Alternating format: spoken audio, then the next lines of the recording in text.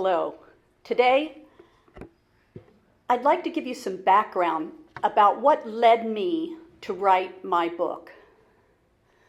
When I was a toddler, my mother used to make me take way too many naps. And I would wake up and want to cry, like, where's my mummy? But right away, I would just look through the floor, look through the walls, and find her down in the kitchen.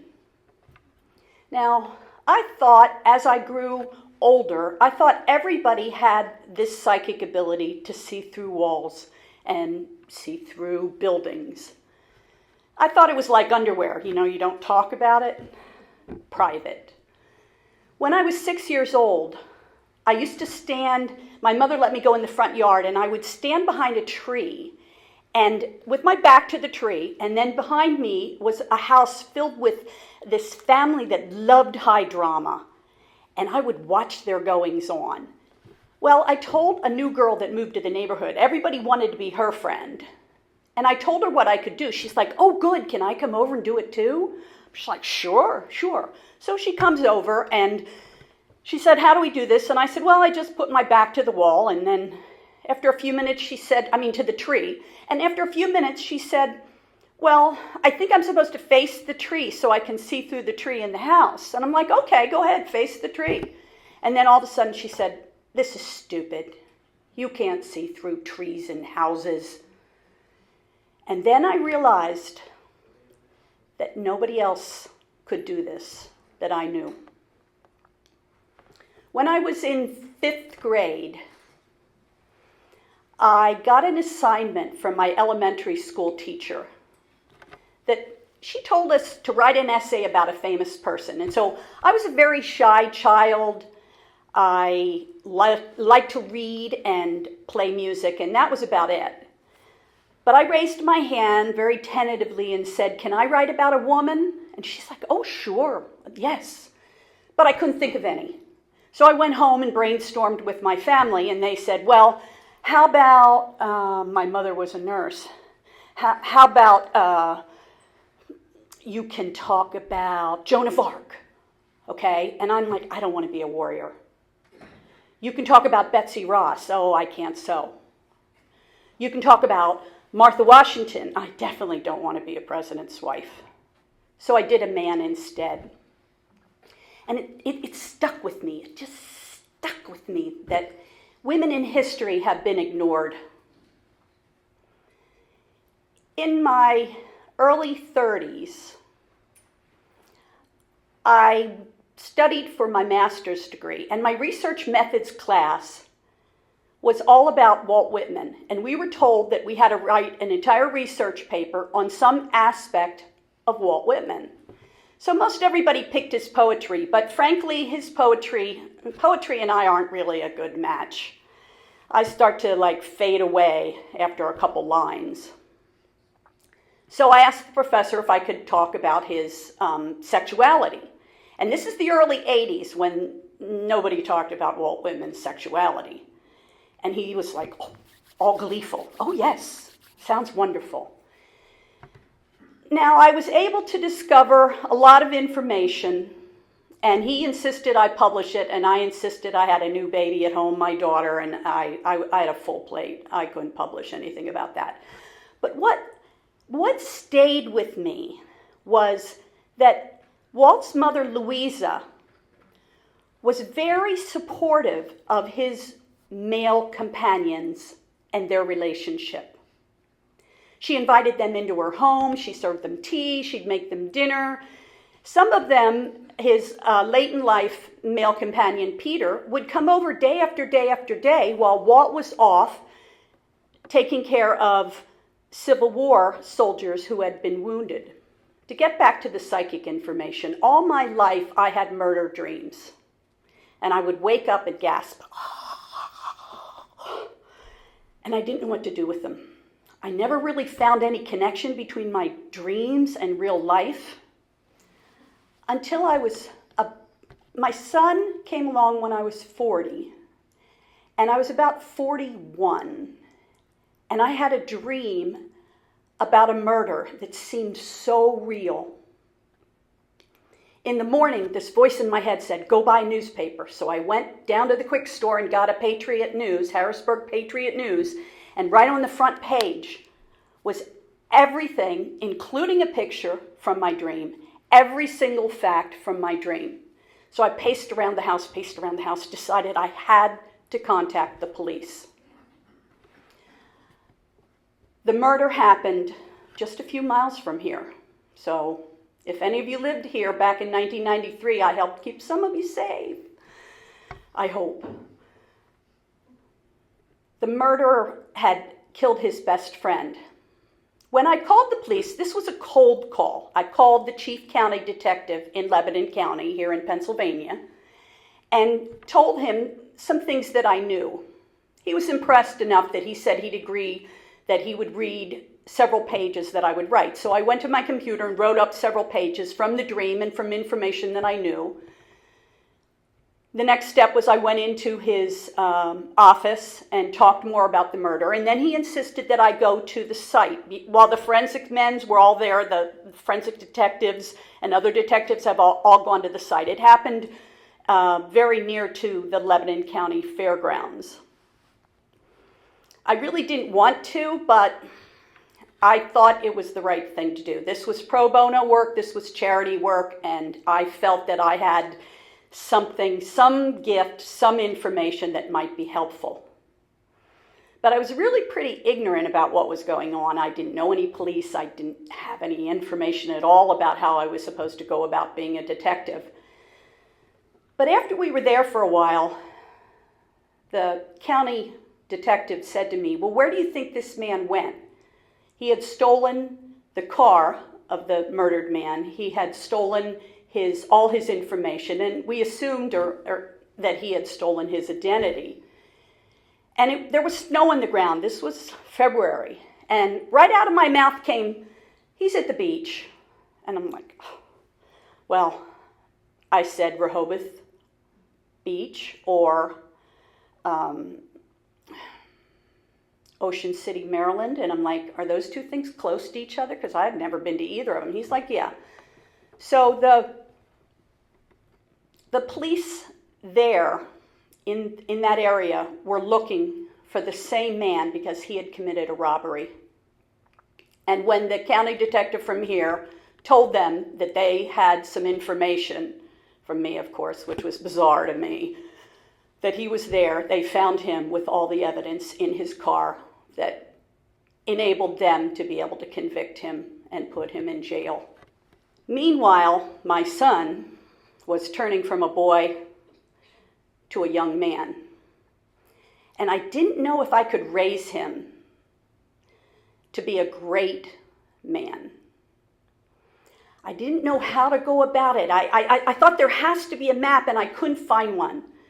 So I remembered the whole deal with Walt Whitman, and I thought about all the different men that I admired. So I chose one from each subject. Remember getting back to elementary school? I pretended I was in 5th grade, and I went through all the subjects that a 5th grader studies, and I picked one from each.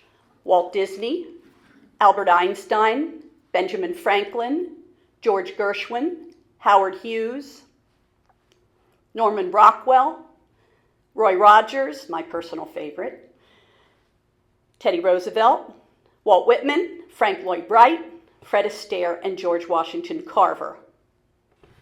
It took me 10 years to research these mothers. I would find a lot of information about their fathers. I would find a lot of information about the father's family going way back. I'd read an entire book and find one fact about the maternal grandfather. I go, oh, good, this is the mother's father, yay! And from there, I would go in through the back door and the windows and find information about these women. Walt Disney loved to draw. From the very beginning of when he could hold a pencil, he would draw. They didn't have very much money. His mother's name was Flora, and she called herself hardy like a plant. His father had trouble keeping a job. He mostly just wanted to go to his socialist meetings. I remember one job that he took. he decided he was going to deliver papers in the morning, in the dark, and then again at the end of the day. Well, he did it for about a week or two, and he said, oh, forget this, I'm not doing this. So, of course, Flora pulled the wagon, and Walt and his brother Roy delivered the papers. They moved from place to place. He had a failed orange grove in Florida, but they eventually bought, I think they must have rented a farm. And there, Walt really came into his own. They didn't have money for paper, so he would draw on toilet paper, and then his mother would be sad because they'd have to use it. He loved to draw animals. He had a pig named Porker. He'd do the voices for all the animals on the farm, and he would make up little stories that led to his cartoons and his future. Albert Einstein's mother's name was Pauline. I wasn't real fond of Pauline at first, but in time I really came to admire her. Now we would say that Albert was on the autism spectrum. But at the time, of course, everybody just said he was the neighbor children called him Father Bore. And he was a bit of a problem child. But she accepted his tantrums.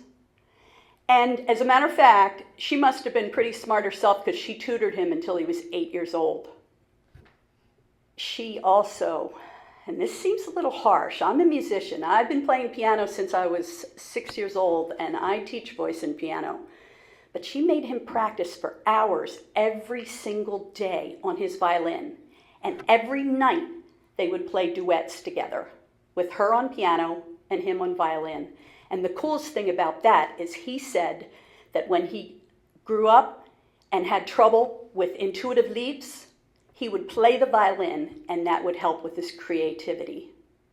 And as a child, music calmed him. Benjamin Franklin's mother's name was Abiah, and his father was Josiah. Abiah was very devout, and I think she was a quiet woman. Josiah had the contract in the city of Boston where they lived. He had the contract to supply candles to the night watchman. So his business was to make candles, and he also made soap. Now, the way he did that was he and sometimes Benjamin and other children, they had 17, would accompany him. He'd take a wheelbarrow to the slaughterhouse and get sheep fat, bring it back. Now, they had a front room for his business, a back room where they lived. Remember how many of them there were? And then they slept upstairs. He would put the sheep fat into these big vats and boil it to make the soap and candles. One thing that was really instrumental, I believe, in Benjamin's development is quite a sad story. 3 years before Benjamin was born, he had a brother, Ebenezer, and when Ebenezer was only 18 months old, I discovered in my research that he died because he fell in a tub of suds. And it took me about a year to figure out what a tub of suds was. I'm like, well, they didn't bathe in tubs back then. You know, what is a tub of suds? Well, then the day that I was horrified, the day that I realized it was the boiling pig fat. Somebody wasn't watching him. Probably one of the siblings was in charge of him, but the buck stops with mom. And I believe that Abiah probably after that said, all kids outside. Nobody here, nobody in this room, nobody in this house except for sleeping or eating. And he spent a lot of time on the wharfs in Boston having his little adventures and watching the revolutionary soldiers who had taken over Boston at the time. George Gershwin's mother wanted him to be an accountant. She took care of his father's books. His father had a lot of jobs, some successful, some not. And she was a gambler. She played cards every single day. And she loved parties. They always had parties. When George was maybe about 9, she decided that his brother Ira, George and Ira wrote music together on Broadway, she decided that Ira needed to have piano lessons from her sister. So they hoisted a piano up through the second story window and put it in the living room. Before Ira could even sit down, George sat down and played by ear really, really well. He had been studying and learning by ear at a friend's house. Ira says, forget that, I'll be the word person. I'm not even going to take lessons. Howard Hughes's mother was a hand washer. We know where he got all his obsession with cleanliness and sickness. She was exactly the same. Her husband Howard Sr. had made a lot of money from a drill bit. The drill bit had 144 edges on it, and so it was able to go through rock. Before that, you couldn't get through rock to get to the oil. So he would travel around a lot and hawk his drill bit, and Howard would stay, who they called Sonny, would stay at home with his mother, Aline. He slept in a trundle bed in her room till he was 11 years old, and she would check his entire body twice a day to make sure he was healthy and clean. One thing his isolation did for him, and if she wouldn't let him go past the driveway, he couldn't go to friends' houses or much of anywhere. But one thing that isolation did was his father had built him a workshop behind their mansion. And he learned how to do Morse code. He taught himself Morse code when he was 11. And when he was 14, they bought him a Bearcat car, and he took it all apart and put it all back together again. Norman Rockwell's mother was also very much a hovering mother. She encouraged him to do his illustrations. Her brother and father and grandfather had all been artists, and she called them all noblemen. You have a future, Norman. She kept him under her wing, kept him inside. He was a little bit sickly when he was young. At night, Norman and his brother and his parents would go into the living room, and his mother would create embroidery, beautiful embroidery for the church. And the father and Norman and his brother would do what was real common at the time. They would make illustrations, and they would have magazines, and then they would copy illustrations from magazines. And then it expanded to his father reading Dickens, and Norman would draw characters. Roy Rogers' mother, her name was Mattie Sly. Roy's real name was Leonard Sly. And Mattie always, to me, she looked like a grandma, even when she was young. She had polio as a child. To say she was homely would sort of be an understatement. But she was full of vigor, and she really loved her son. She had a husband that looked just like Roy. He had been in the circus, so I think that's how Roy did all those tricks on Trigger, because he had those same muscles from his father being in the circus. And Roy's father couldn't really keep a job either. Sometimes he'd work in shoe factories, but most of the time he was unemployed. Well, they did have enough money for a pony, and that's where he started learning his tricks. But one time, I guess he lost his job and they didn't have any money, so they had to move into a houseboat on the Ohio River with a blind uncle. So we've got the blind uncle, mother, father, Roy, and 3 sisters. That's 7 people in a one-room houseboat on the Ohio River for a year and a half. And this is pretty tricky, because she said there wasn't nothing to do but argue at night. So she played musical instruments, and so did Roy's father. And so at night, they would play the banjo and mandolin and guitar, and they'd switch around instruments, and they all do harmonies, and they'd switch harmonies, and that's how he learned to sing. Teddy Roosevelt's mother, Mittie, that stood for mighty and little, she was 5 foot tall. Her life was an example for Gone with the Wind, because the author of Gone with the Wind interviewed one of Mittie Roosevelt's bridesmaids when the bridesmaid was 93 years old. She was interviewed, and that entire book was based on Teddy Roosevelt's mother. She grew up on a plantation in Georgia. Her grandfather had been a judge.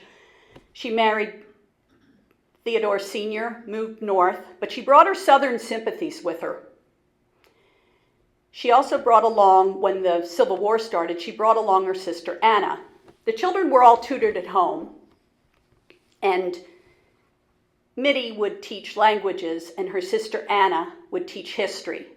But the both of them would love to tell stories about the naval war battles in the South, because their brothers had both been in the Navy, in the Southern Confederate Navy. And that interest in naval war battles and history led Teddy to write The War of 1812. His mother took him very seriously, although she said he reeked of arsenic because he loved to stuff birds and animals and give them to the museum.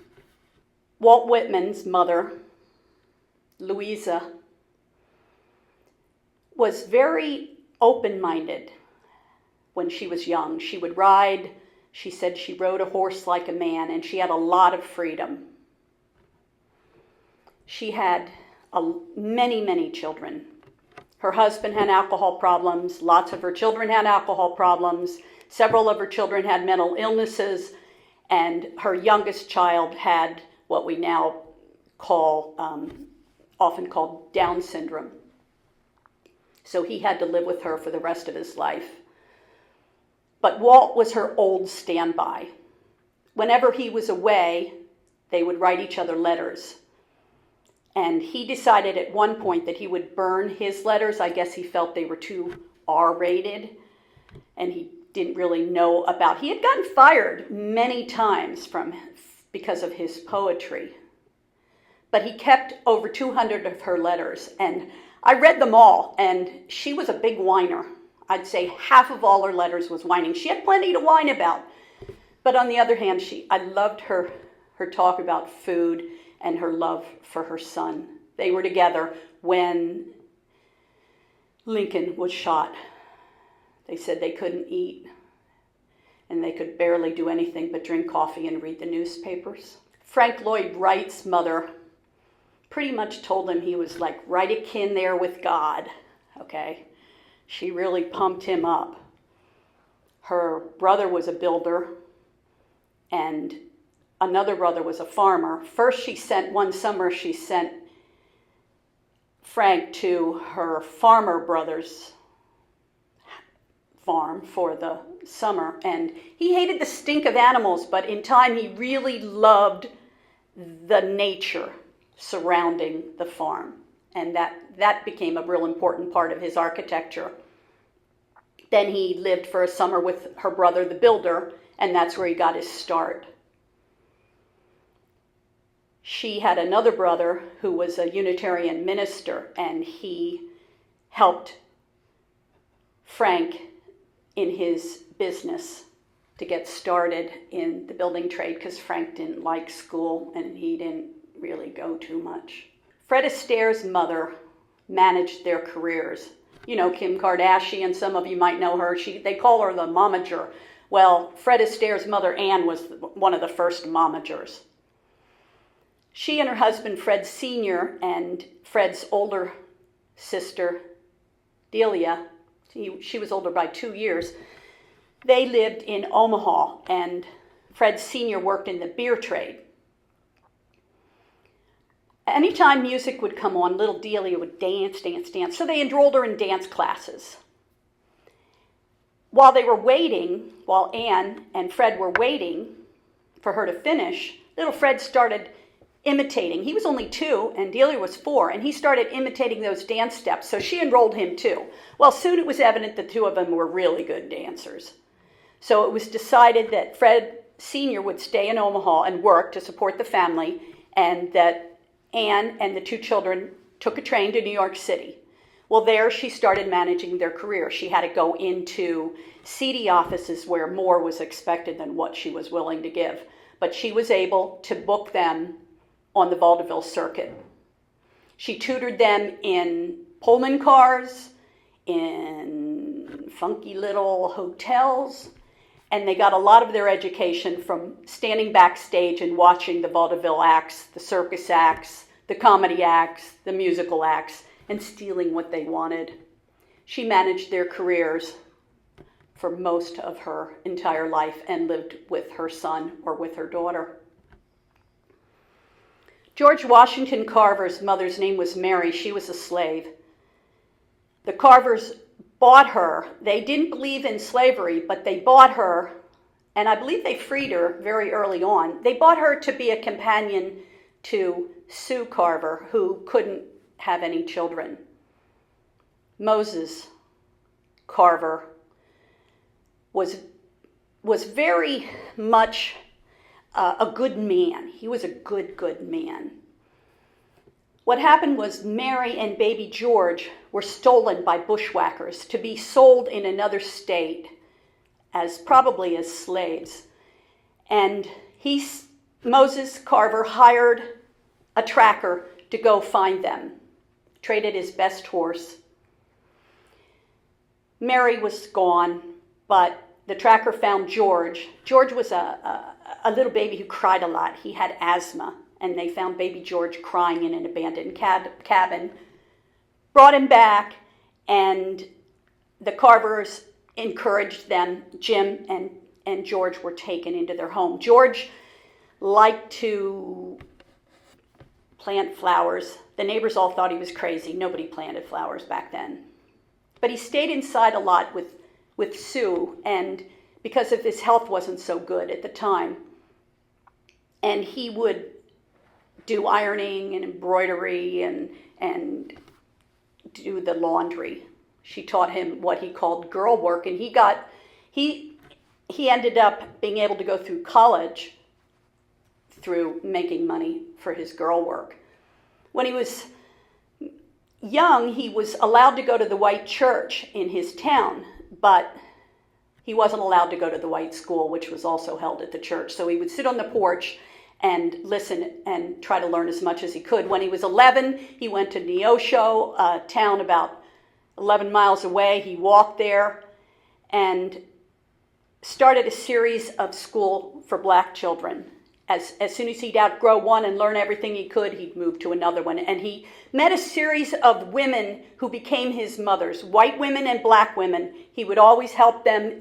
Oftentimes they were either midwives or they would have laundry services. One woman, Mrs. Milholland, had a business. Her husband was a doctor, and she had a greenhouse out back, and they would paint together and work in the greenhouse. He was 26 and was a sixth grader, but he ended up getting a college degree. And he said he was most proud of his movable school, which meant he took a wagon and went out into the countryside of Alabama and taught the black farmers not to plant corn anymore, to start to plant peanuts and sweet potatoes. And he taught them hundreds of uses for both. I didn't mention it, but when I did my 10 years of research on my book, Carriers of Genius, by the end of my research, when it was time to start writing, I decided I wanted to meet these women. I was so involved in their lives. So just like when I work on murder cases, I time travel back to the murder and watch it and provide information. So in the same way, I time traveled, sat in these living rooms of these women, and interviewed them. Now, the good news for you, if you don't believe that I can time travel, it's okay because the book is fiction. Although it's not. You make your choice there. There were a lot of people want to know, how do you raise a great son? Well, there were two things that stood out. Now, let's just say three. One, they all played music, or they sang. They were all loved, and especially they had devotion from their mothers. They had attention from their mothers. But the love, the unconditional love, is, I think, what carried through in all 12 stories. Thank you.